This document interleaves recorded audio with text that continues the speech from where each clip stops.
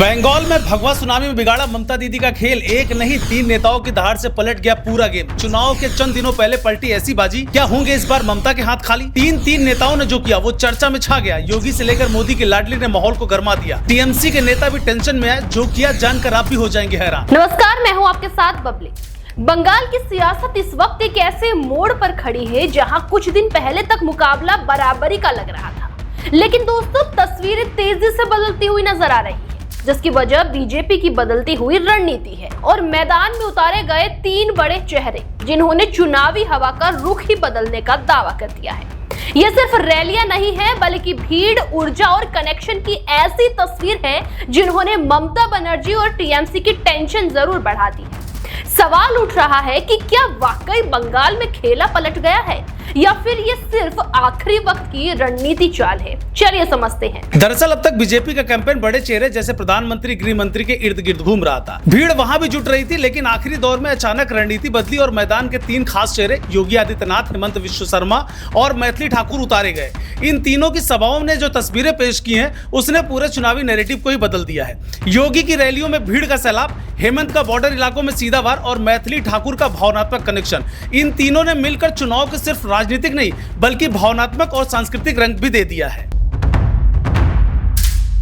सबसे पहले बात करते हैं योगी आदित्यनाथ की। जंगल महल जैसे ट्राइबल इलाकों में उनकी रैलियों ने सबको चौंका दिया है। जहां पहले राजनीति उत्साह कम नजर आता था, वहां अब लोग कई किलोमीटर पैदल चलकर सिर्फ योगी को देखने पहुंच रहे हैं।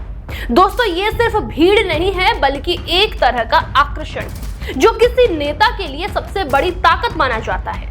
योगी का सीधा संदेश कानून व्यवस्था और तुष्टीकरण पर वार है, जिसका ग्राउंड पर अच्छा खासा असर भी दिख रहा है।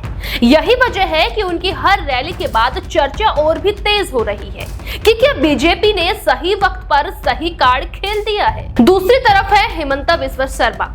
इनके चुनाव को एक ही अलग दिशा दे दी गई है। उन्होंने बांग्लादेशी घुसपैठ, सीमा सुरक्षा और पहचान की राजनीति को सीधे लोगों के बीच उठाया है। खास बात यह है कि वो इन्हीं मुद्दों को उन्हीं इलाकों में उठा रहे हैं जहां इनका सीधा असर पड़ता है। छोटे छोटे कार्यक्रम लेकिन भारी भारी भीड़, ये दिखाता है कि उनका कनेक्शन जमीन पर बढ़ रहा है। उनके बयान और अंदाज ने टीएमसी को रक्षात्मक मुद्रा में ला दिया है। अब ममता बनर्जी को हर भाषण में जवाब देना पड़ रहा है, जो साफ संकेत है कि दबाव बढ़ रहा है। लेकिन सबसे बड़ा सरप्राइज फैक्टर बनकर मैथिली ठाकुर सामने आई है। एक युवा चेहरा, लेकिन असर इतना बड़ा कि महिलाओं की भीड़ खुद जुट रही है। उनकी सभाएं पारंपरिक राजनीतिक रैलियां जैसी नहीं लग रही हैं, बल्कि भजन और संवाद का रूप ले चुकी है।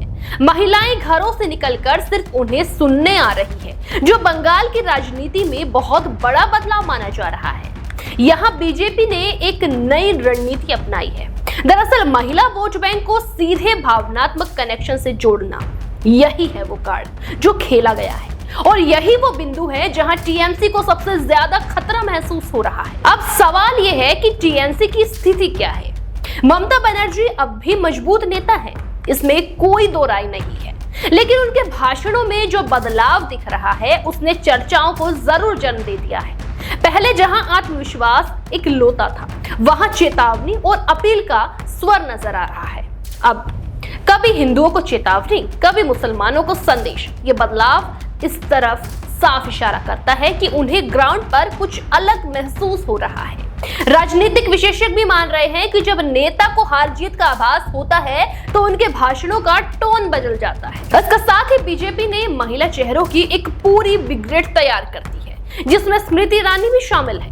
बंगाल की संस्कृति में शक्ति की पूजा का बड़ा महत्व है और इसी को ध्यान में रखते हुए ये रणनीति बनाई गई है। महिलाओं का स्वतंत्र वोटिंग पैटर्न और उनका भावनात्मक जुड़ाव इस बार चुनाव में बहुत बड़ा फैक्टर बन सकता है। दोस्तों, यही वजह है कि अब चुनाव सिर्फ जाति या धर्म की बात नहीं, बल्कि कनेक्शन और भावनाओं की लड़ाई बनता जा रहा है। फिलहाल बंगाल का चुनाव अब अपने अंतिम चरण में पहुंचकर पूरी तरह बदलता हुआ नजर आ रहा है।